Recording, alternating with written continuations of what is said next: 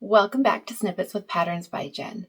We are going to quilt and bind our little wall hanging today, and then in 2 weeks we will add a hanging sleeve and a label. So let's go see what we need to quilt this wall hanging. All right, first we're going to do the batting. So I have a size, this is a scrap I just grabbed out of the drawer, and it's a little big.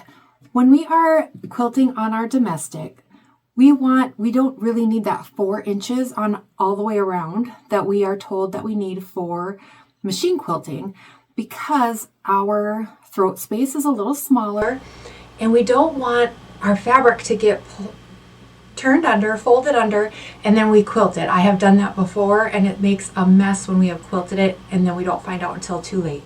So I'm going to trim this down just a little bit. So we have my square right now is at 28 inches, and I do not need it to be that wide at all. And then it is also about, it's a pretty good square. So it's about 28 inches square. So I'm going to fold it, and I'm just going to cut off probably about, our square is 16.5 inches, and I really like to just have 2 to 2.5 inches all the way around. So I really only need four extra inches. So about 20.5 is enough space for this. Now, if that makes you nervous because you are just starting out, go ahead, add a little bit more if you want. We just don't want to have too much that it can get pulled underneath and quilted into our quilt as we are going along. So I'm just going to go ahead, take my ruler, line it up. We'll give ourselves about 20.5 inches, which is about 4 inches extra. And because this is square, I need to go ahead and do the same on this side. And I could leave this open and do it. It's just a little bit easier, a little less to mess with if we're going to go ahead and fold it. All right. So about 20.5 inch square for our batting should be plenty for our 16.5 inch wall hanging for our quilting. Now we're going to do our backing, and I've got yardage for the backing, so I will show you how to cut that. If you are not new to this, you can skip ahead past this point. All right, so I have yardage here, kind of rolled up, folded up, because I have a lot of it. I thought it would be a good backing fabric. I also like a stripe for binding, so there's a lot of it here, but I do not need that much for this project. Now we're going to cut our backing the same size as our batting, so 20.5 inches is what I'm going to cut this down to. And I'm not going to worry about having a straight edge here, because again, we're going to pin this and quilt it, and then we will trim it to size. So we don't really need the edge to be completely straight. We just need it to not have a 4-inch difference on the end. So we want it kind of straight, but it doesn't need to be perfectly straight for our accuracy, because we will be quilting this. So 20.5 is where I've cut this first cut. We'll go ahead and set aside the yardage. All right, and then our next step is to get a 20.5 inch square from this. So we do want to make sure we are not getting the selvage in the quilting part of our quilt. But if it's going to be on the outside, then we don't need to worry about trimming that off. We can just make sure it's not pinned into the quilt. So I'm going to go ahead, have it on. I'll maybe put it off a little bit to the edge there. I'm going to open this up and go ahead and make that 20.5 inch cut.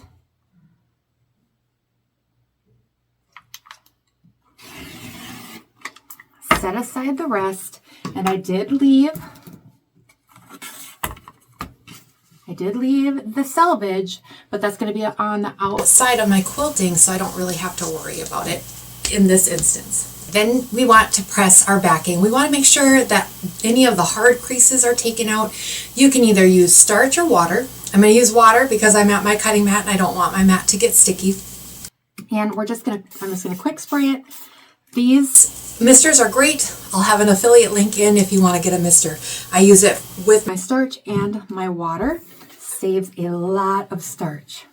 We're just going to quick hot iron, a little bit of water, give this a little bit of a press. This wasn't too bad, but if you have fabric that has really hard creases in it, you want to make sure that you get those out. And I like a mister instead of putting the water right into my iron so that I am not ending up with any brown water getting spit out. I don't usually steam. We just use that mister. Okay. So just a really quick press. Doesn't need to be anything fancy, but it just will help that lay nice and flat. And then now we will sandwich what we have.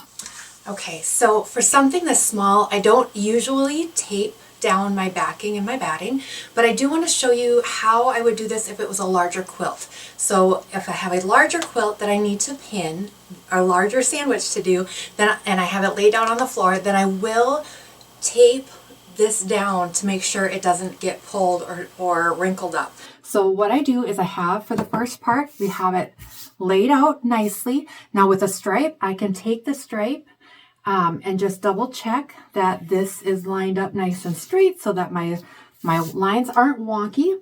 I also do that if my backing is a stripe. I will do that on the floor and use the floor marks as well to make sure that my backing stays nice and straight.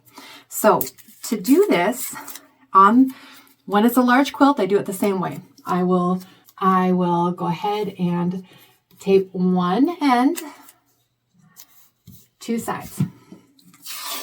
And then I will go to the opposite end.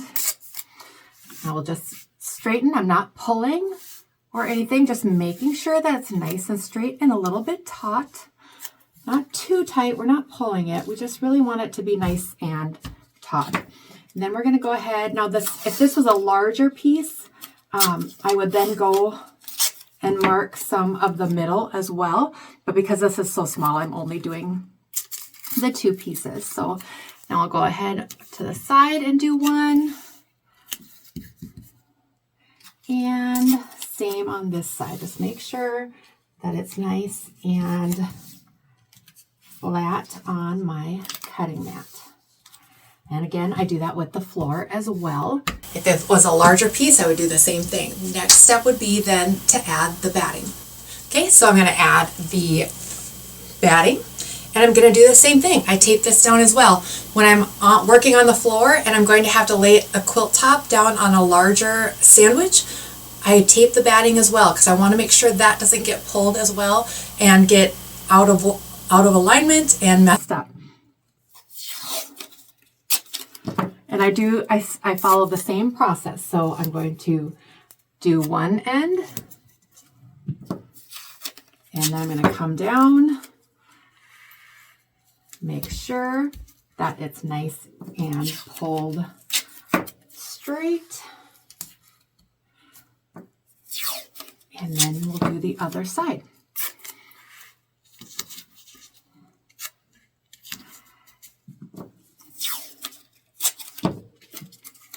Now doing it this way it helps to keep the fabric underneath from bunching up, and then you get it folded underneath and you have those creases that we have to then pull out. So we don't want to do that. This helps to prevent that as much as possible. Next step is to lay down our top. I have my little top laid out and I have centered it as much as possible. I'm just eyeballing it, doesn't need to be perfect. So before we do anything else, we need to mark our quilting lines. I am going to just be doing straight lines and nothing too crazy. There are a few different marking tools that you can use. I am going to be just marking with chalk, and then you could also use like a friction pen, but those you need to be a little bit careful with. If you are using batiks in your quilt top, I recommend not using those pens, as it will take off the dye, and which I have experienced, so I know that firsthand. It does come back in the cold, which isn't a big deal unless you are going outside in the cold with your quilt. Then I guess you could throw it in the dryer when you come back and warm it up and get rid of those lines. The only problem I've had with it is with batiks. Otherwise you can use those to mark as well. And I again am just going to do straight quilting. So I could go ahead and just go straight this way if I wanted to. This is another good time where you could use the like the wavy stitch on your quilting machine if you wanted to do that for quilting. But I think I'm going to actually go diagonal on with my quilting. So I'm going to mark, go ahead and mark. I'm going to set it. I think I'm going to do 1 inch lines. They could definitely be closer or further apart, doesn't really matter, but I think I'm going to do 1 inch, and I don't want them right in the middle, so I'm going to set it off to the side a little bit, make my mark,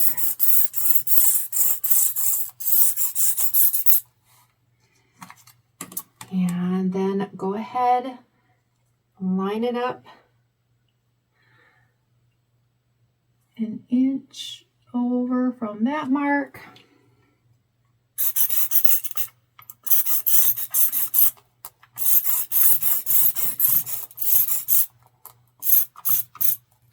And just continue on all the way this way, and then I will go up that way as well. Now I've finished marking this side, so I'm going to come and mark going up this way, and I just want to make sure that when you're done marking, and if this is the quilting you're doing, go ahead and make sure you turn that ruler around so you aren't marking 1.5 instead of 1. And then just continue marking your quilting line.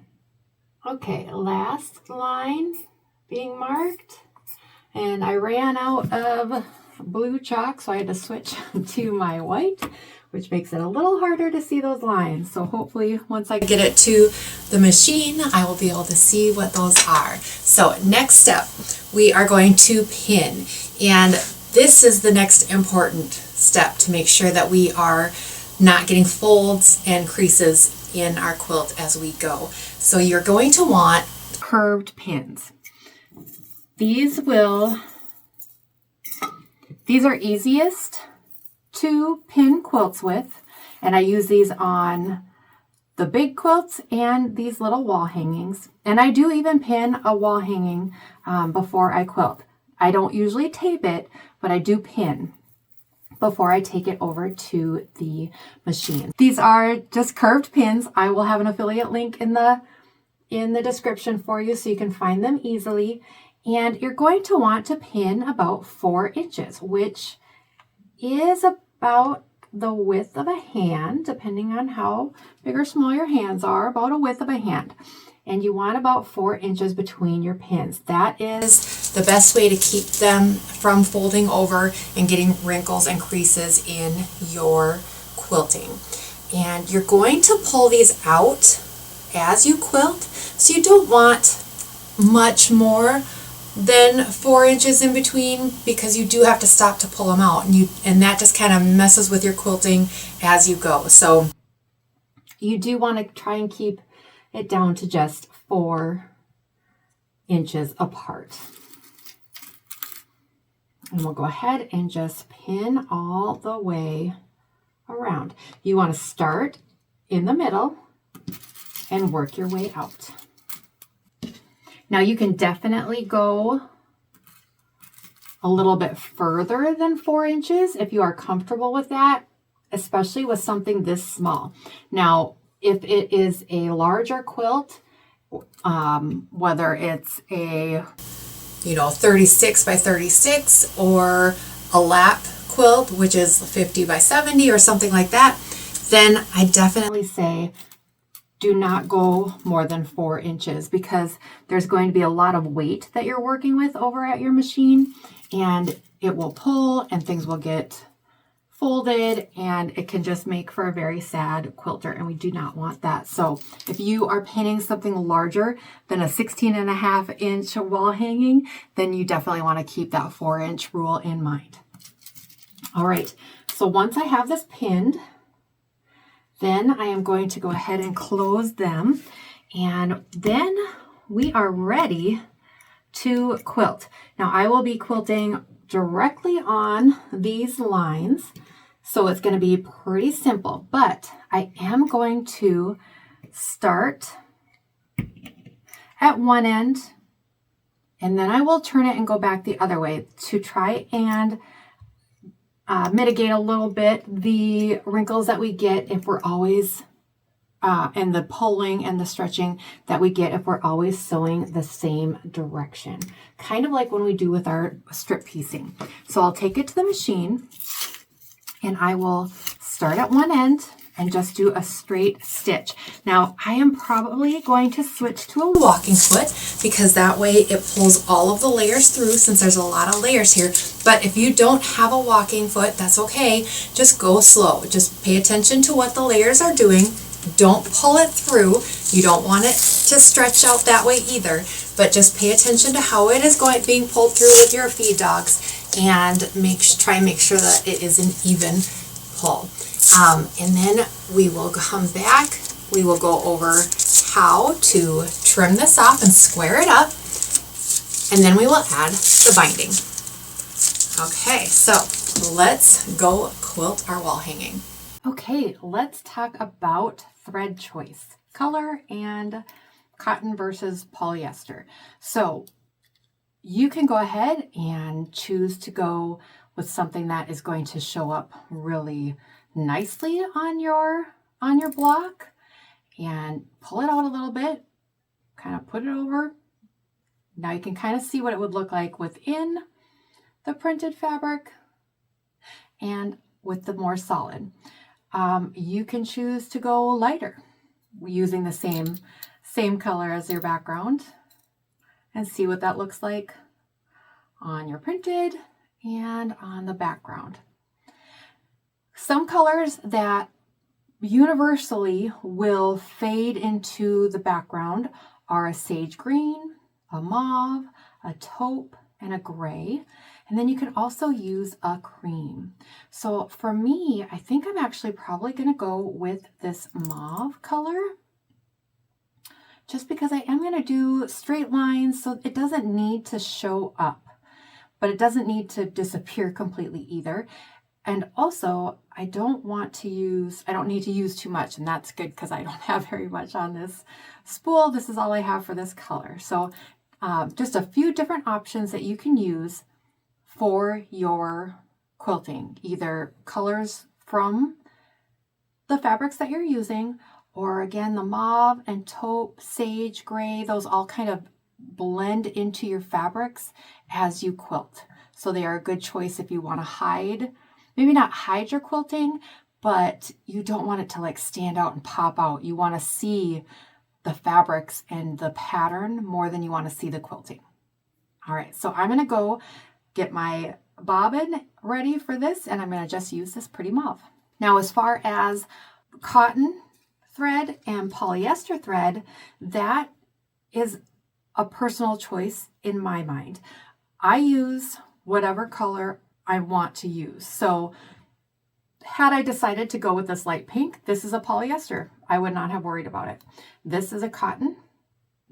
Didn't affect the way I made my choice. So it's going to be your choice. The way things are made now are different from maybe how some learned years and years ago.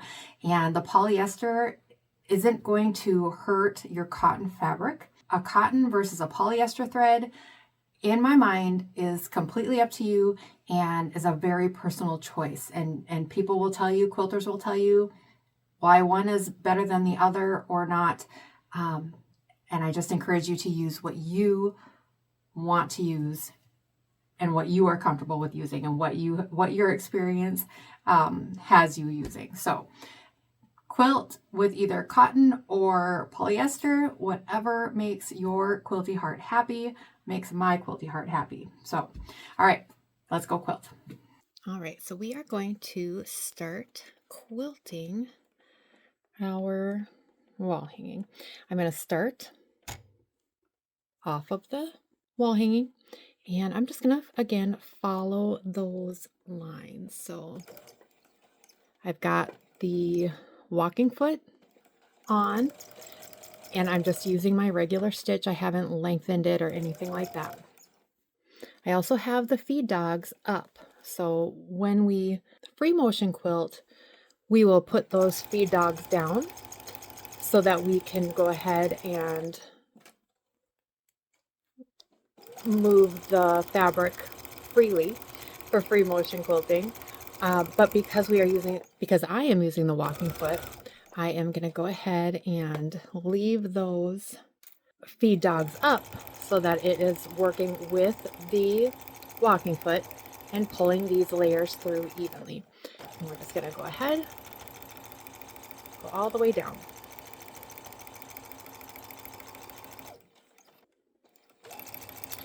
All right, I'm coming to the end here, and I'm just going to go ahead, turn this, and stitch my way down. You'll want to double check that your fabric hasn't flipped underneath so that you aren't accidentally quilting it into your quilt, which is why we kept it at a smaller measurement than the 4 inches, because that tends to flip under a little bit more, a little easier, and we don't want that. I'm going to go a little bit further here.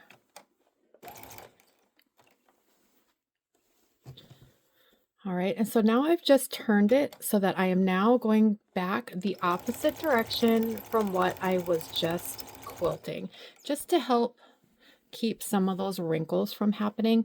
They're going to happen a little bit anyway, because we are pulling the fabric, or we're not pulling it through, but the sewing machine is pulling this through. This is fabric.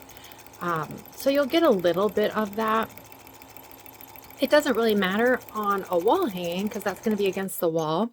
And if it's happening on a large quilt, you'll want to make sure that it isn't a lot of it. It is just kind of a little bit, because that will, if it's a quilt that's being used, it will, once you wash it, that will kind of loosen up, and it will go away, really. So it's not really anything that you need to worry about too much, but this helps so that it isn't, you don't want the fabric all being pulled one way in the same direction. So that's why I go back and forth. And so now I will turn it this way.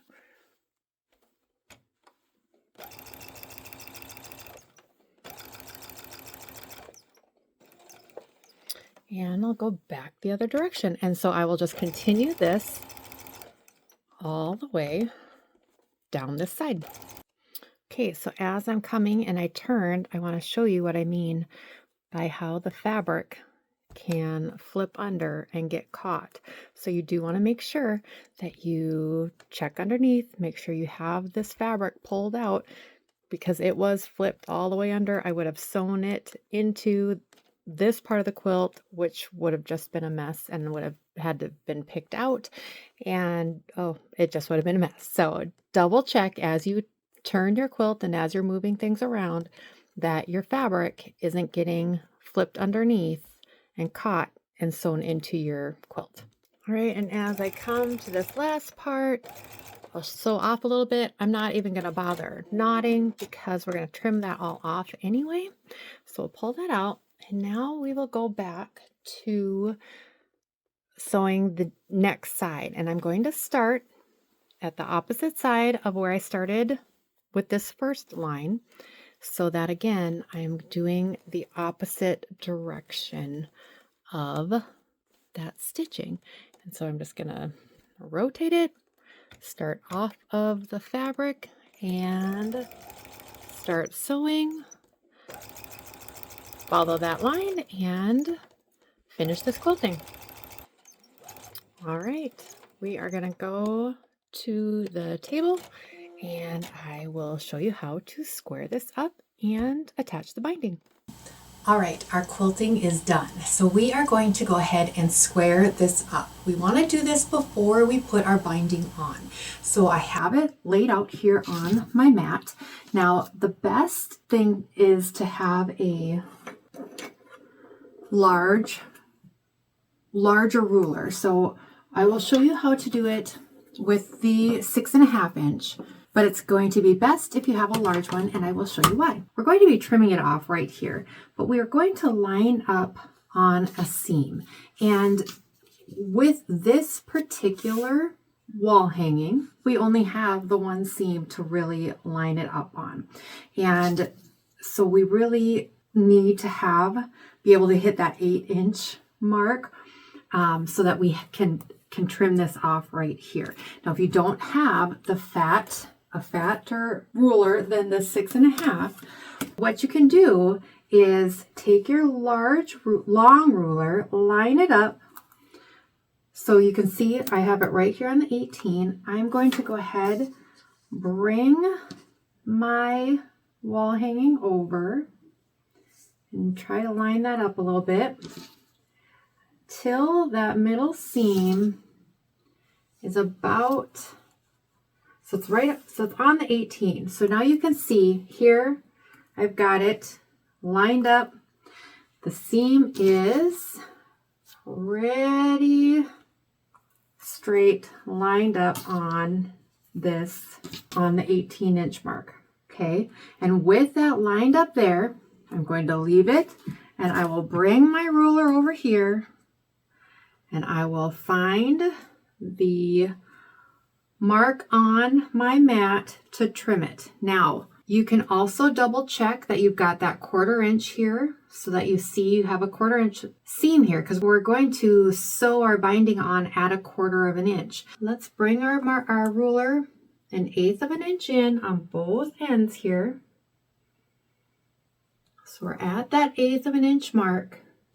1/8 inch in. We've still got a pretty good 1/4 inch. We're going to be trimming off this fabric and this edge, but now we're making sure we have all of it trimmed, but we also are making sure we have fabric along that entire edge.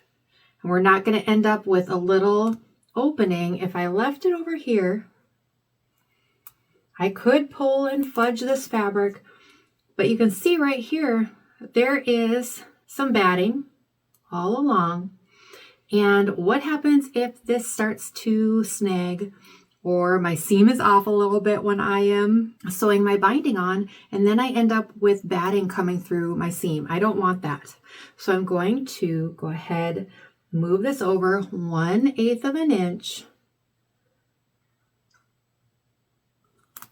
and trim that off.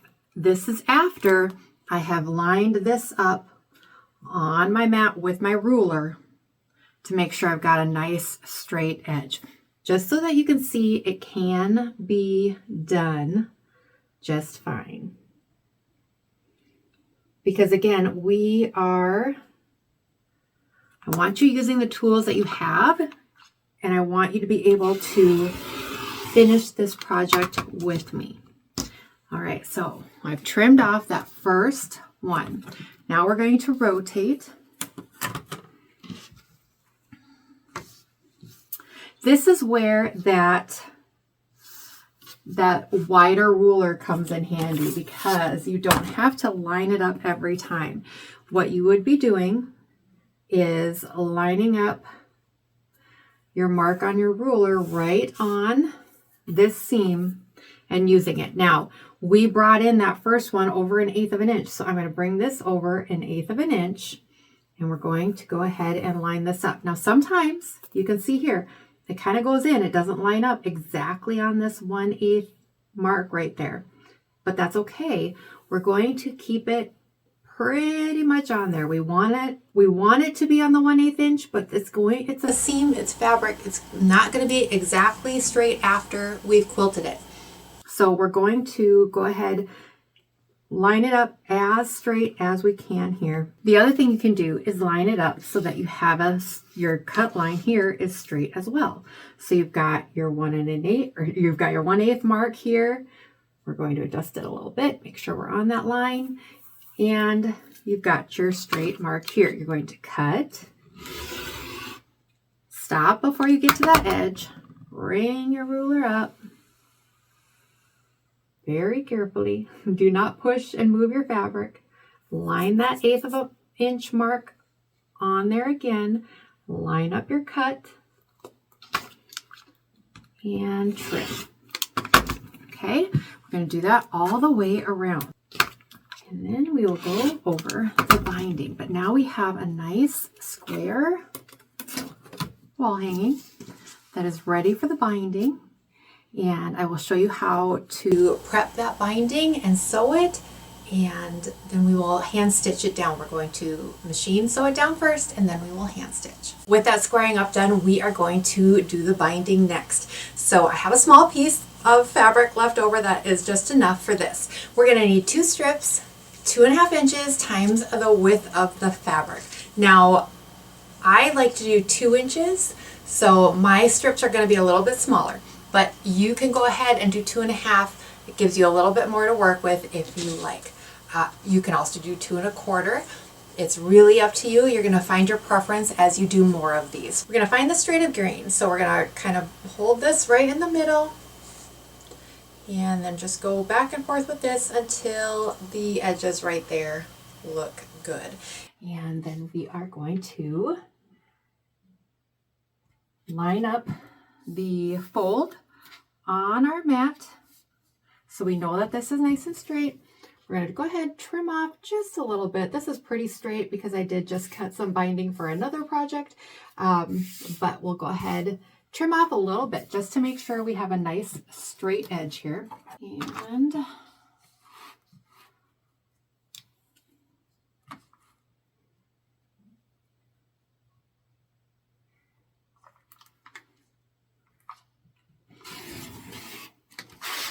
right. Yeah, I just trimmed off a very little bit. Okay, and I'm going to make my cuts at 2 inches, but definitely go ahead, cut at 2.5 or 2 1/4, whichever one you are most comfortable with. I'm going to line up my line of my ruler on the fabric edge. I don't want it off the edge. I want it on the fabric, but still on the edge. And you're going to go ahead and make those cuts. Again, you need 2 of these.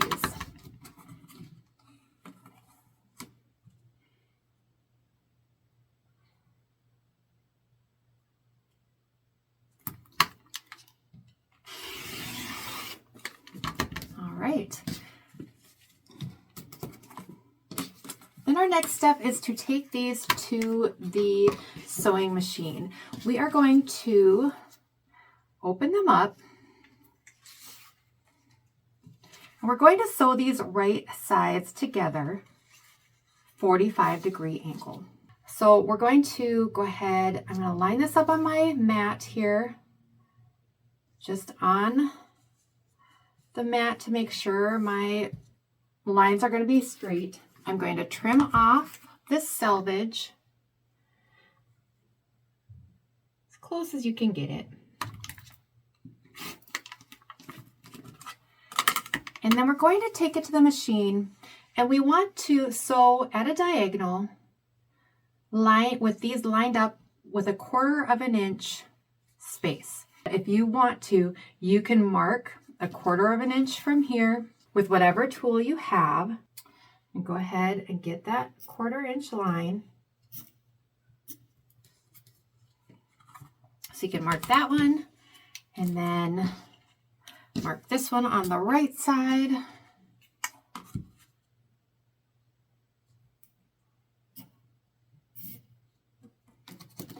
Then when you come to the sewing machine, you will just line up the edge of this fabric strip along that drawn line, and that this one is along that drawn line. And you've got your 1/4 inch, and then you're just going to sew from here to here. You can go ahead mark that diagonal.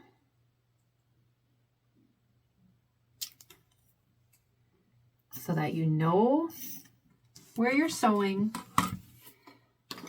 and you can sew right on that line and know that your strip is sewn correctly. So we're going to go to the machine and sew this. Then we'll come back. We'll go over how to press and how to attach it to your wall hanging. All right, we are going to sew our binding together. I have my walking foot. I just left it on from when I was quilting because I am going to use the walking foot when I attach the binding to the wall hanging. I just like to use that for all of those extra layers. So I went ahead and left it on, but I did change the thread color. I do want the thread color to match my binding, not only when I am hand stitching this down, but also if I had a lot of strips, then all of those seams would be coming together. I like to have the thread match the binding then as well. So go ahead and stitch this, and we're going to go ahead stitch right on that line that you drew if you drew that line.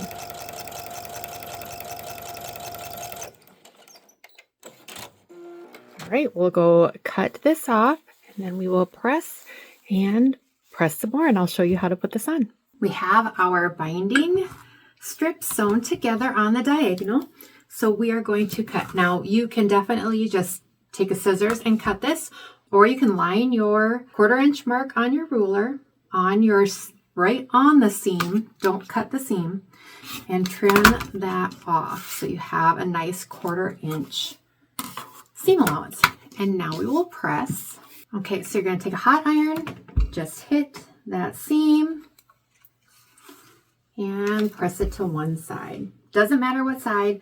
I don't like to press these open just because of the wear that goes on with a binding, but again, totally up to you if that's what you want to do. But I'm going to press it to one side. Trim these threads.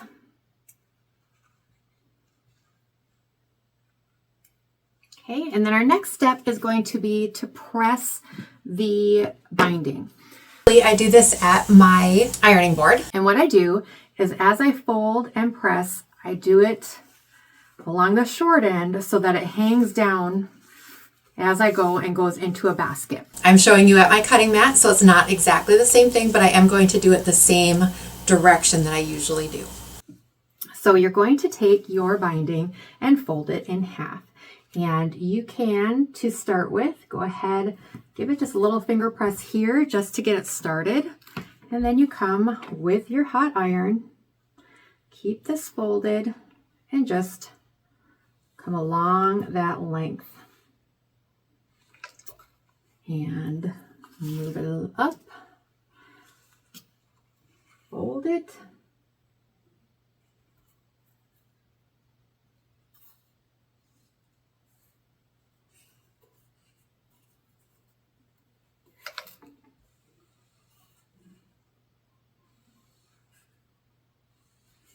And press. And I'm going to do this the entire length of these two strips that we've sewn together. We're going to fold and press the entire length. All right, now as I come to this seam, I just want to make sure that as I do it, that the seam doesn't end up twisted underneath there. So it's still going to be folded and pressed the same way. I just want to make sure that it doesn't get folded or creased differently, or that seam doesn't flip inside.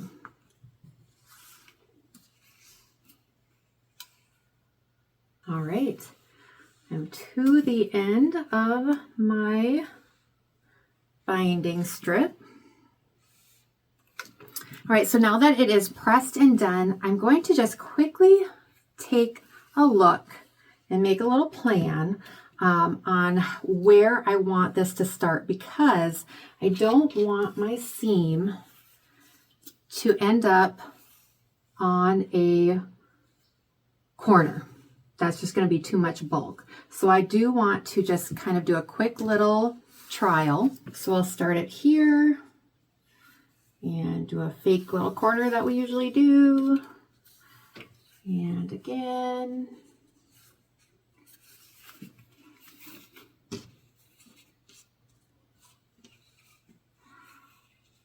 And that's pretty close, but I'll be okay if I start it there. And so I think I will go ahead and mark I'll put a little clip here that this is, well, it's actually at the halfway mark. So I know here, but I will just, as a visual, put the clip here. This is where I know I want my binding end to start when I go to the machine to sew. And that way I know as I'm sewing that I'm not going to end up with this seam up in this corner causing havoc because there's so much bulk. So I know that that's right. I'm going to set this aside. And now, even though my project is small and I am going to do this, I'm adding this binding right away, I'm going to roll this up. Now, there are different ways of organizing your binding. There are binding holders, all sorts of little ways. You can put it in a baggie. I've done that before too, just to keep it from getting all sorts of crazy. I do recommend, if you are going to roll it or have it After you have rolled it or after you have organized it and got it all nice, if you have a cat, put it in a baggie or put it in a drawer, because the cat is definitely going to come and play with it and unroll it, and you're going to come down to your sewing studio and it will be all over your floor. Because yay cats, right? So go ahead and put it away where it will be safe. Maybe you don't have a cat, maybe you have a toddler. It's the same thing sometimes, right? So I'm going to roll this up, and it doesn't have to be pretty, it doesn't have to be whatever. I just want it so that as I am sewing this on, it isn't going to be flying all over the place. It isn't going to get under my needle. I'm not going to have to worry about where it's at as I'm stitching it down, because it's all going to be rolled up really nicely. And that is just really helpful. So you can look online, go ahead and Google ways to organize and keep your binding organized for adding onto your quilt. There are a lot of not just useful tools, but really fun, cute tools as well. So I am just going to roll this. And then once it's done, I'm going to go take it to the machine and we are going to add it. Now I left the walking foot on. I changed that thread color so that it is more this Wine color than anything else. And I'm going to also use that thread color to hand stitch it because I like to match the binding color. So we'll go to the machine, we'll add this. I will show you how to do the corners on there as well. And then we will talk about hand stitching this down. All right, so let's put our binding on. Now you are going to want to match your raw edges together with on your wall hanging and your binding. I'm going to remove this clip. That was just to remind me that that's where I needed to start have my binding start. Now I haven't taken off that selvage yet. You can take that off right away if you want. I know I'm going to be cutting that off anyway, so I don't bother with it. We're going to lay this out right now, but I am going to start a few inches from the end of that, because we are going to, when we come around the end, we're going to have to combine this with the other end that's coming. So I want to make sure I give myself enough room to work with. So I'm going to come a few inches away from that, about 6, gives me enough room. And that also gives me enough room to start here and work that corner. So we're going to come, I have my walking foot, but I also want this to be 1/4 of an inch for a seam allowance, and that is not going to happen if I follow this, the outside of my walking foot. And I can follow this mark on my machine if I want to. I've gotten in the habit of following the outside of my presser foot though. And so in order to make sure I don't get distracted and start using the outside of this and having my seam allowance too wide, I'm going to move my needle over. I'll just do that quick. Okay, and now I know that for me and for my machine and my walking foot, now I've got a 1/4 inch seam allowance. And I'm going to go ahead, I'm going to take a couple of locking stitches here. Now you can either do that by going forward and backwards a couple, or if you have a locking stitch button. I do like to do that just because then I don't have to worry about it coming loose when I come around the last corner and I have to again combine those ends. So all right, so we're going to go ahead and sew. We want to stop at 1/4 of an inch from our edge, and you can grab a ruler or any marking tool that you need to do that. I'm just going to eyeball it and mark that 1/4 of an inch to remind yourself that you need to stop 1/4 of an inch before the edge. All right, we'll go ahead. And I do like to put the binding on with my walking foot because of those layers.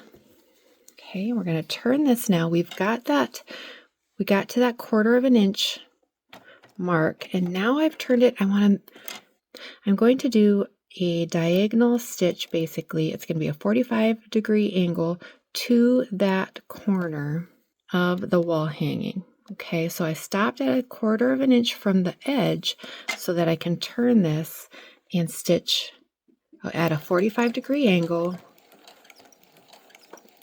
to that corner. Okay, I'm going to lift my needle here. Okay, so now I've got that diagonal, and now I'm going to take my binding. I'm going to follow that 45-degree angle along up with my fabric. So it's going to go straight up, and then I'm going to come straight down.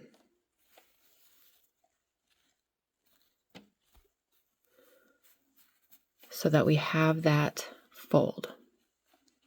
Actually, I'm going to cut this thread. Okay, usually I keep my threads connected, and it doesn't matter because I'll be sewing and locking that in place anyway, but I want to be able to show this to you a little better. So we've got that 45-degree that we stitched just there. We're going to pull our binding up to match that 45-degree. It's just going to follow along. It's going to be nice and flat with our edge here. We're going to bring it back down. My camera keeps going out of zoom. I'm sorry. We're going to bring it down so that we are now flush with this edge, but we've also got it folded underneath here with that 45-degree angle. So again, we've stitched, we've gone that 45, we're going to bring our binding up and then bring it straight back down. And now we will continue to sew.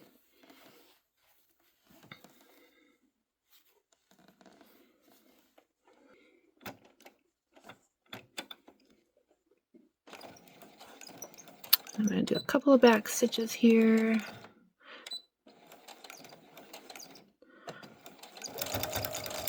All right, and then we will continue along.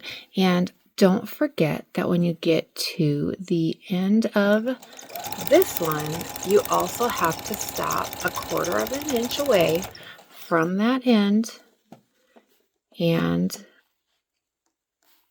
do the same thing with that 45-degree angle stitch so that you can bring the binding, fold it up along that 45-degree angle, and then bring it straight down. And so if you want, you can always, before you get started, you can mark that 1/4 inch as a reminder, just so you don't sew all the way. It tends to make the binding corner when you are stitching it by hand, it tends to make it a little bit more difficult to get it to lay nicely. Okay, so I got to that 45-degree mark with my pin, and I'm going to sew. Oh, I think I need a little bit more. Okay.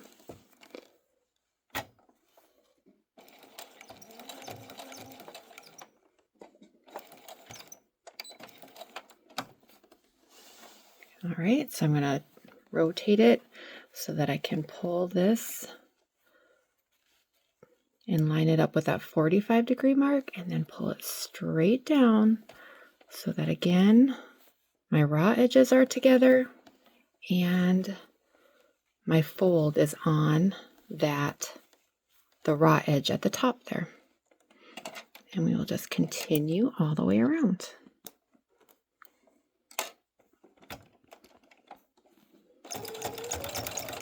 Okay, I have rounded that last corner, and so I'm going to sew in just a few inches, but I want to remember to leave extra because I'm going to be coming in and connecting these. So I'm going to stop here, do some locking stitches. You can either use the locking button on your machine if you have one, or you can do a couple of back stitches.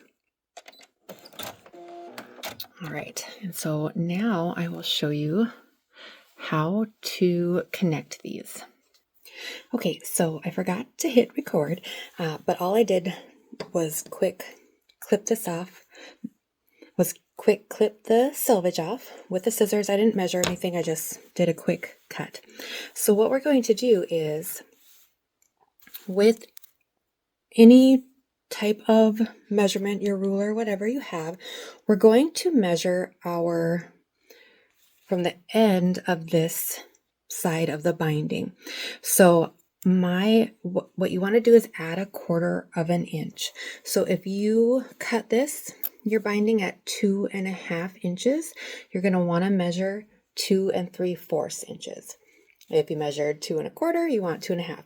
I did 2 inches, so I need 2 1/4. And we're just going to mark that here so that we can see it. And I'm going to then make sure that my wall hanging or my quilt, whatever we're making with this binding, is straight and flat. And I'm going to come and cut at that 2 1/4 or 2.5 or 2 3/4, whatever your measurement is. I'm going to make that cut, okay? All right, next we are going to open this up, and I did not give myself a lot of room to work with here, so definitely when you start sewing your binding on, you can definitely give yourself, I did not give myself 6 inches, definitely give yourself 6 inches to work with.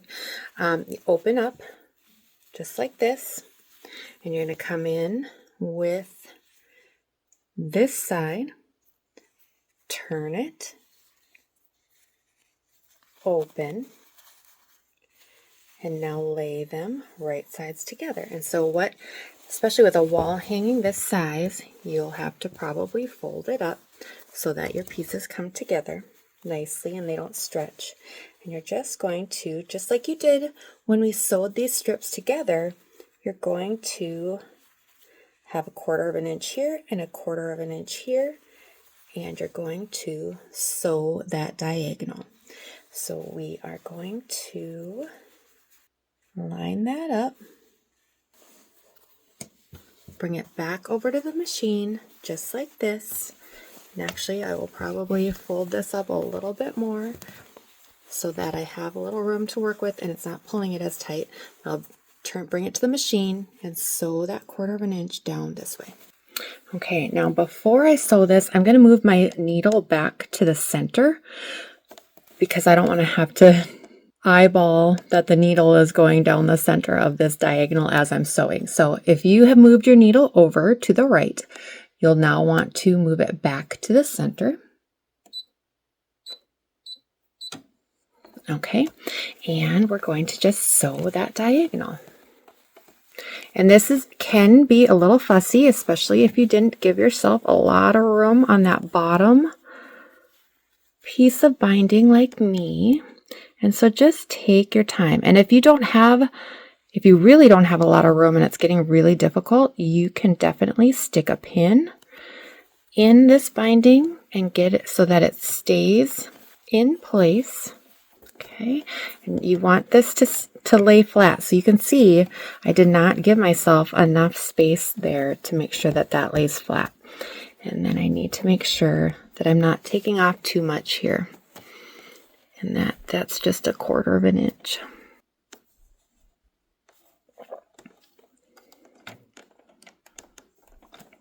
Okay. And just slowly start here just to get the needle in to hold that fabric there. And now I can pull that flat and this flat and get it so that I use my needle as a third hand. Always comes in handy. And we'll just sew right down that diagonal. Okay. And now you can take this back to the mat and use your ruler to cut that 1/4 of an inch seam allowance. You can cut it by hand with your scissors here. I'm not going to do it right now because I don't have a lot of space. I don't want to cut it wrong. You can cut it by hand, and then we're just going to press it to the side like we did with the other seam where we had just pressed to one side. So we're going to clip this end, press to one side, and then we'll finish sewing this on by machine. And then the next step will be to hand sew it. All right, our last step for this part then is to finish stitching. So I'm going to move my needle back to the right. Okay, and I'm going to do a couple of locking stitches here.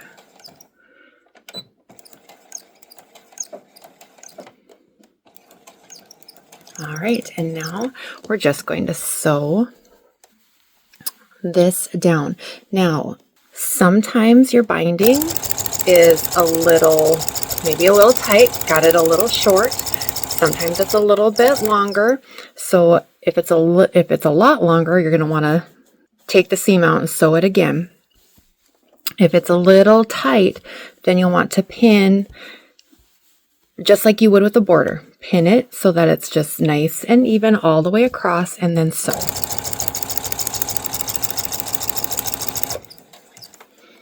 Okay. And you see I'm getting a little bit of a bubble here because I did not pin it down. I'm just going to work it so that I don't get a bubble towards the end here.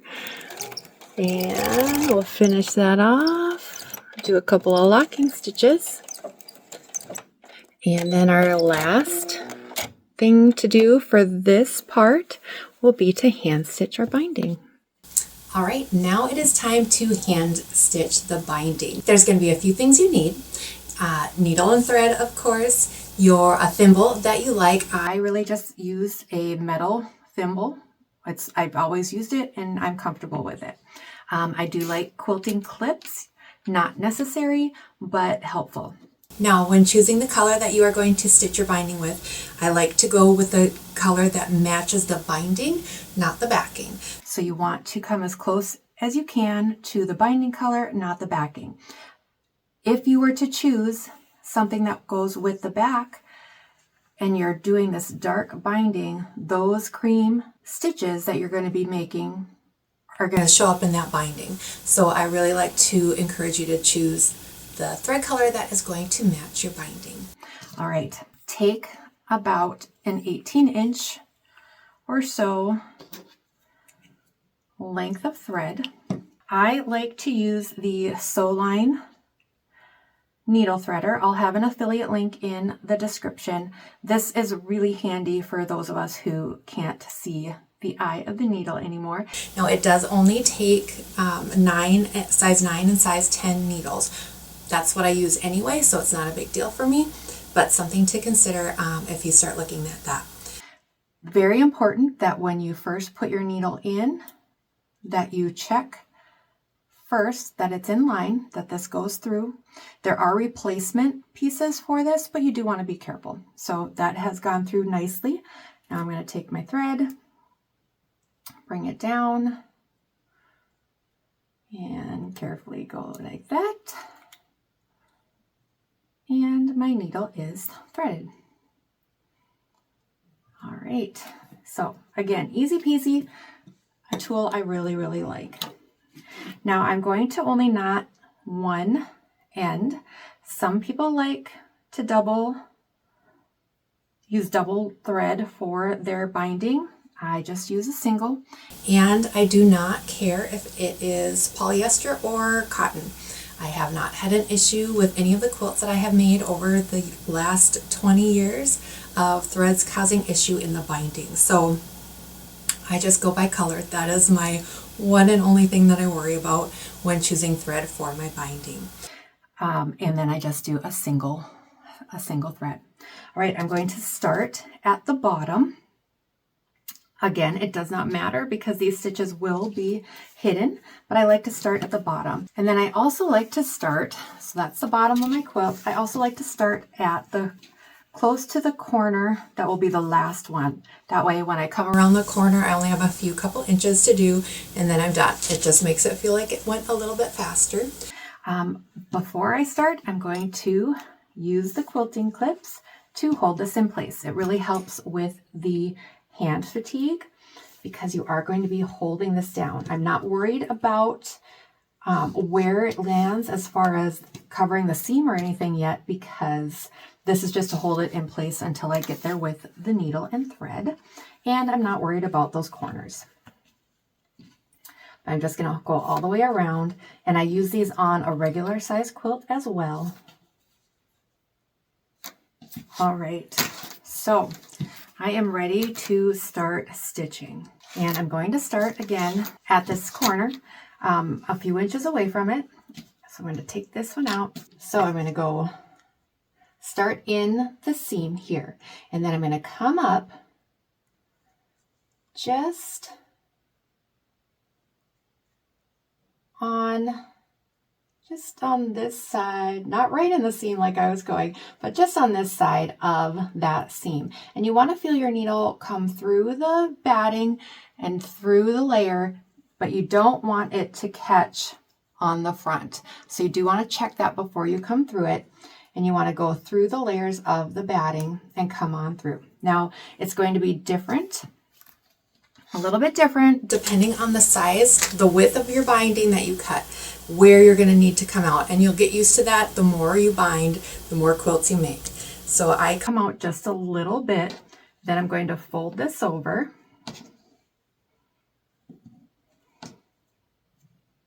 and I'm going to take my needle. I'm going to go straight up from where I came out into the binding. So into just the edge of the binding, I'm just going to catch it straight up from where I came out.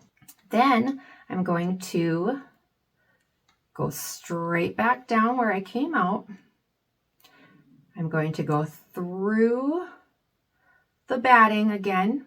You want to feel the needle go through the batting, and then you're going to come up about 1/4 of an inch just on the edge of that binding.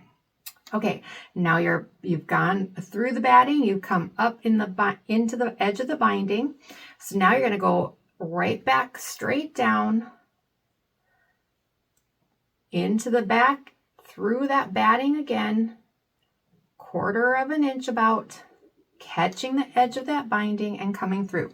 You will get used to the feel of the batting. It's going to be different for everybody. Mine is 100% wool because that's what I use in all of my quilts, so that's what I have for scraps. 100% cotton batting is going to feel different as you go through it. You just want to make sure that you can feel that your needle is going through that batting so that you are catching that layer.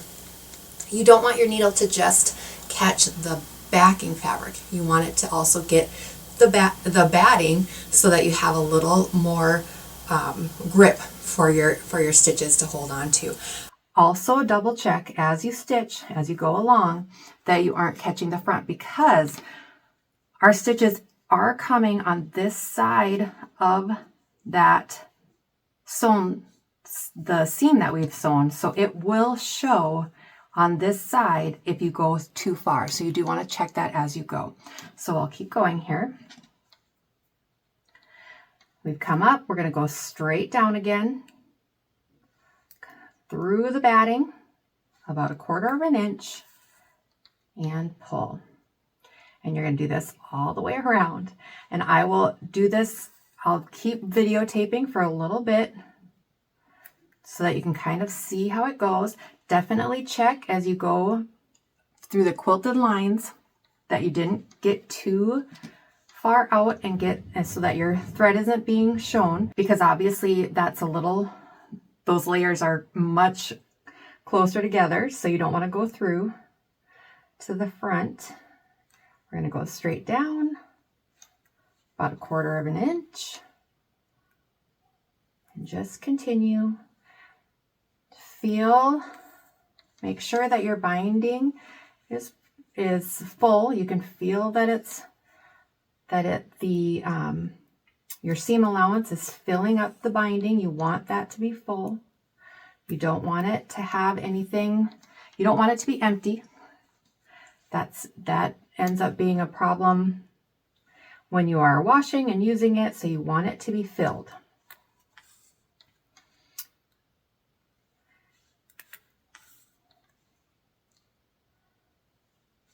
Just going to continue to stitch, and you can see why a thimble is very handy. When I first started binding and hand stitching, my finger would get so sore. So definitely look into thimbles, and there are so many out there, and there are some that are just go right on the tip of your finger. I could never get those to work for me. So, but you should be able to find something that will be comfortable to wear. You want to be comfortable while you're doing this, especially if you are binding a quilt that is very large and you're going to be sitting there and doing this for a while. You want to, one, protect your finger, and you want it to be comfortable. All right. I will continue showing this a little bit longer. You can fast forward to the next chapter that is available if you want to see how to do the corner next. But if you want to just kind of continue to watch this skill and learn it and see how it flows, you can certainly continue to do that.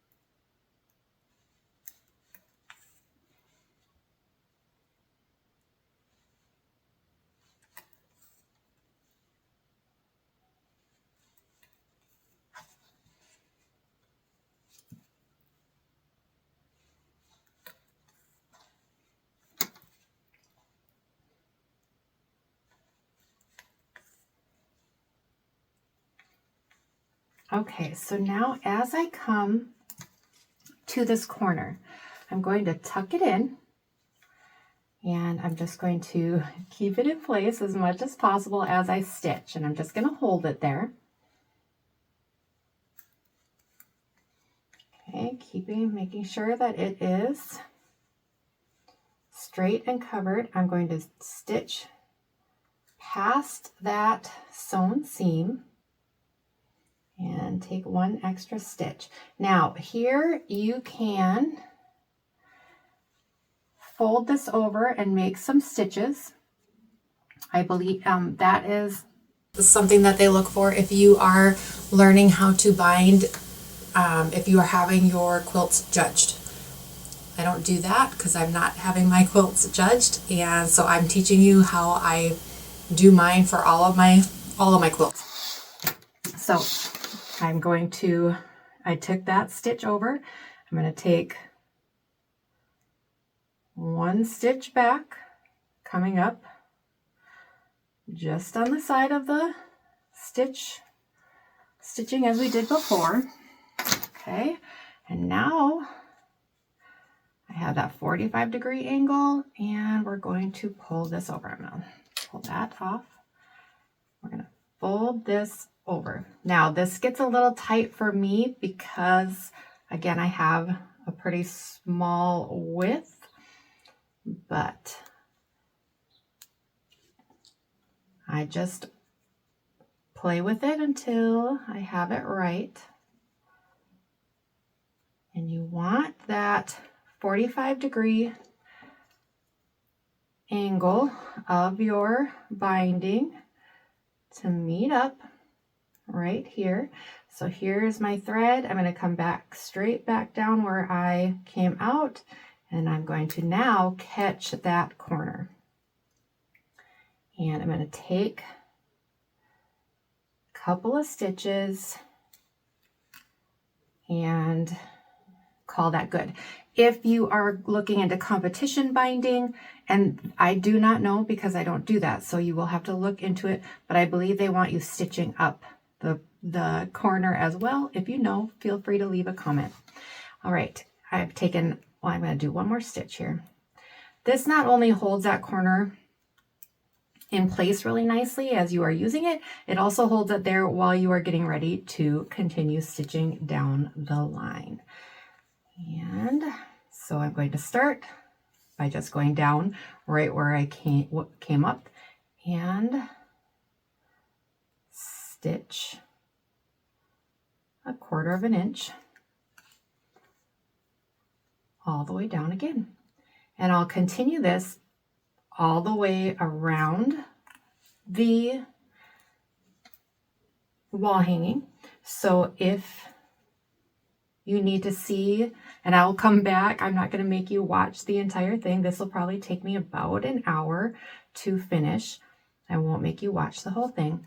But so if you need to come back and watch the corner, how to stitch that down, it will be marked in with the little chapter things that YouTube has.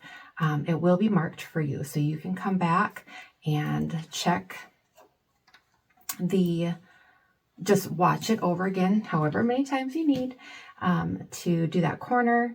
And I will be back to show you how to finish this off and finish this part of what is now our 3-part series for our wall hang.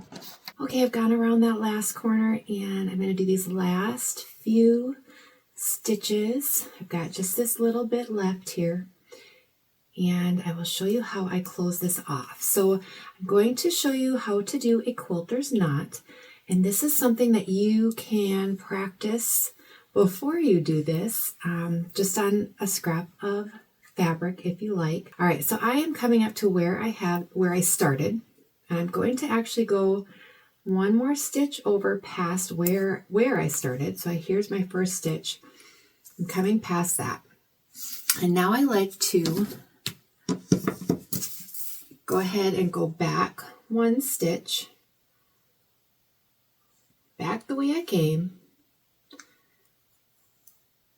And now we're going to do our quilter's knot. For your quilter's knot, you're going to take your needle and your thread, wrap your thread 3 times. Bring your needle right back down where you just came up. And then you're going to come through that batting, just like you did when you were doing your binding. Come through, come up a little way, keeping this thread taut against your needle so those threads are tight. And then you're going to come through and just pull it out. Keep that thread taut here as it comes. And then pull it. You'll hear a little pop that your knot has come through. And then you're going to carefully cut it. You're going to pull this tight, come up against that fabric, maybe not right next to it, and clip. And then that thread will disappear and your binding is attached securely. And that is our bound wall hanging. And we have quilted and bound our wall hanging. Come back in 2 weeks and I will go through how to add a label and a hanging sleeve. Hit that subscribe button so you don't miss out.